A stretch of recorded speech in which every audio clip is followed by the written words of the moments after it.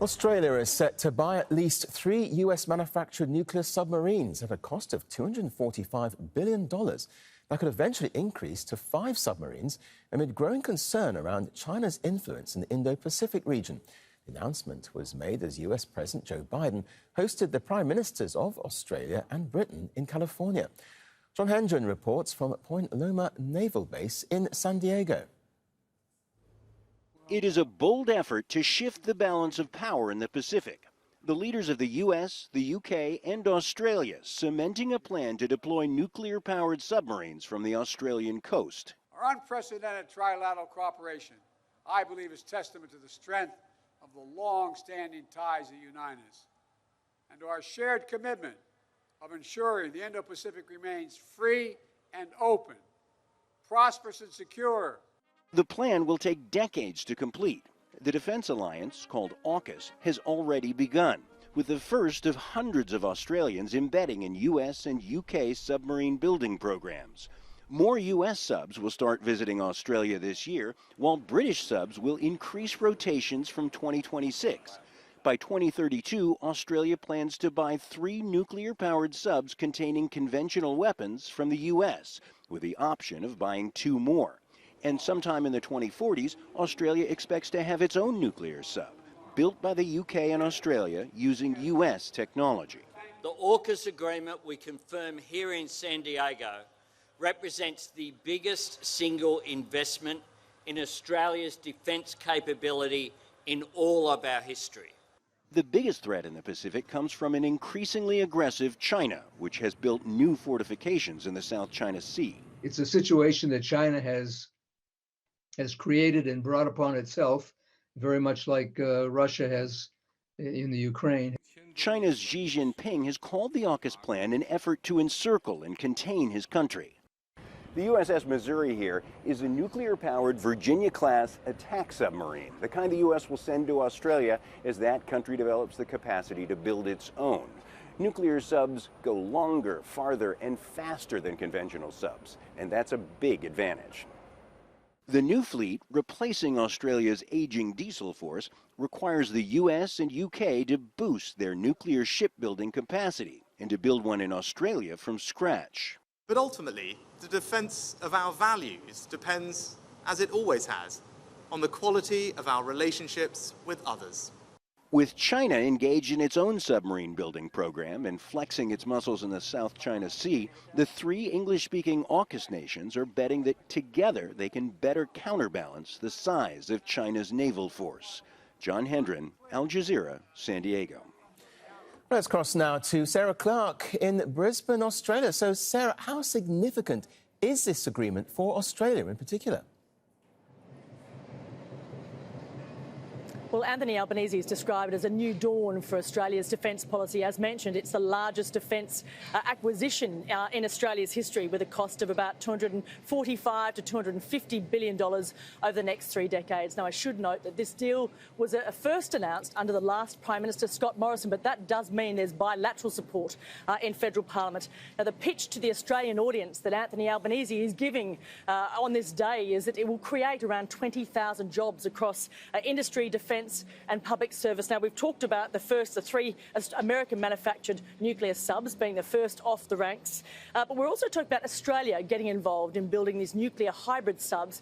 Now, construction for those will begin, and the design and development will begin in 2023. And as mentioned, they won't be on the water, we don't think, until the end of next decade or 2040s. But the key reason, and again the selling point to the Australian audience from the Australian government, is that this will boost defence intelligence sharing capacity due to these 3 nations, the 3 navies sharing the same technology. It's also the government hoping that this agreement will act as a deterrent to the increasing foreign threats that we have in the Indo-Pacific. And of course, he's referring directly to China and its encroaching military presence across the Pacific. Well, yes, you mentioned China there. What about the impact that this may have on Australia's relationship with China? Well, the last hour or so, the Australian government has confirmed that it has offered a briefing to China, but it's yet to hear a response from Beijing. But China has been highly critical when the details were first released of this trilateral security agreement. They said the deal constitutes serious nuclear proliferation risks and it exacerbates the arms race and it hurts peace and stability in the region. They've also called for Australia, the UK and the US to abandon what Beijing calls the Cold War mentality. Now, of late, we've seen Anthony Albanese and Xi Jinping have meetings on the sideline of the talks, G20 talks. That was considered a positive after a decade of a turbulent relationship with China under the former Prime Minister, Scott Morrison. So certainly we do expect now, with these details of this AUKUS trilateral security agreement release, we do expect potentially another turning point in that relationship. But as mentioned, it is the largest defence acquisition in Australia's history. Sarah Clark live in Brisbane for us there. Thank you. Well, staying with us, let's bring in Andy Monk now. He's Senior Research Fellow at the Centre for China and Globalisation. He joins us from Beijing. Welcome to the programme. So, is this move much of a surprise, really, given US fears over a more assertive China? No, this unfortunately is not surprising at all, and I think largely expected. But that being said, it still is very destabilizing, and I think further evidence of the US's anxiety and fear about a peacefully rising China. Given what you say, I mean, what is China's reaction likely to be then in the medium to long term? Well, I think this only strengthens the view that has been articulated by President Xi and Ting-Gang, the foreign minister, that if the U.S. continues down this path, it raises the risk of outright conflict. And of course, this is not good for China, but it's also not good for the U.S. as well. As we all know, the U.S. is economically intertwined with China, as are many other countries around the world. So these destabilizing actions really are counterproductive in many, many aspects. I mean, will military hardware alone be enough for this AUKUS alliance to succeed in its goals? No, that's such a great point.